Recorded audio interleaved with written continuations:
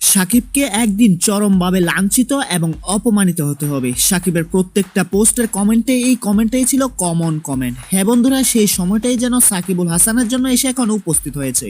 দর্শক বন্ধুরা, কানাডায় গ্লোবাল টি-20তে খেলছেন বাংলাদেশের প্রাক্তন অধিনায়ক এবং আওয়ামী লীগ সাংসদ সাকিবুল হাসান। ম্যাচ শেষে যখন টিম বাসে ওঠার জন্য মাঠ ছাড়ছিলেন, তখনই কানাডায় বসবাসরত বাংলাদেশি মানুষজন বাংলাদেশের বর্তমান পরিস্থিতি নিয়ে সাকিবুল হাসান মুখ না খোলায় এক কথায় তার ইজ্জতের 12টা বাজিয়ে দিয়েছেন।